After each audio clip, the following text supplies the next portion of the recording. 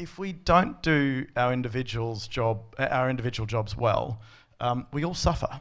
And so I think our village at the moment, like a lot of villages, but our village feels a little bit like the island town in The Hobbit, where there's not one Smaug kind of dragon flying around this village. There's at least 10 healthy, very well-fed dragons that have emerged from their various mountains, and they all have different shapes. And so, you have 2 clients, 3 clients, if you include your team, and so those dragons are problems for your clients. So your suppliers need to be represented in market, and your sword is doing that well for them. You slay that dragon for them, and the same for your customers.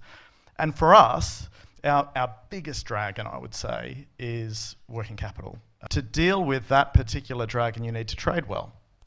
And often trading well, looking after your suppliers, paying them up front, ordering what you need for a year, taking advantage of parcels when they turn up, not necessarily when you intended on buying them, puts huge pressure on your business in terms of working capital.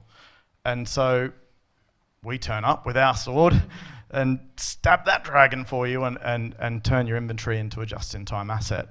But to do that well, we need to interact with your business very efficiently. And so partnerships with businesses like WineHub, systems of record that help our clients manage their businesses really well in terms of information flow and connectivity, make it easier for us to do our job. To survive as a village, focusing on our dragon and our swords, and letting each of our fellow village members do the same, maximises our chances of survival. It's hard for a wine business, a pure wine business, to be, or a mostly pure wine business, to gain the kind of scale that might facilitate doing it on your own and putting a big wall around you. And I think that what we're finding in this world of this connected sort of open world is we're finding that it's extremely difficult to do even one thing really well. And there are lots of elements in the things that allow us to do a day's work which are probably better done by others. And I think if we can find ways to sort of network and sort of crowdsource a lot of the functionality while preserving and focusing most of our attention on the thing that makes us different, makes us better, makes us compelling.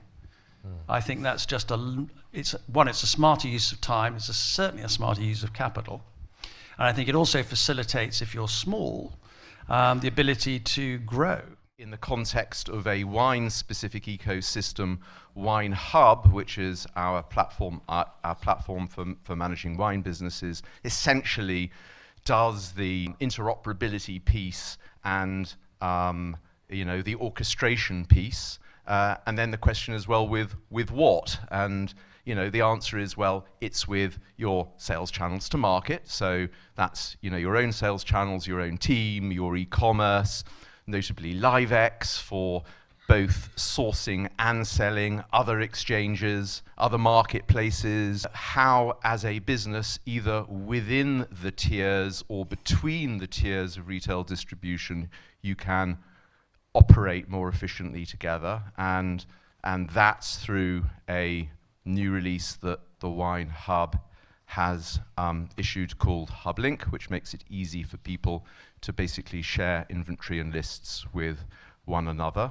Then you've got to think about, how do I make it, how can I more easily connect with industry infrastructure? How do you reduce friction? How do you make it easier to do the things as a business that you really want to do but might be held back from being able to do through lack of effective technology?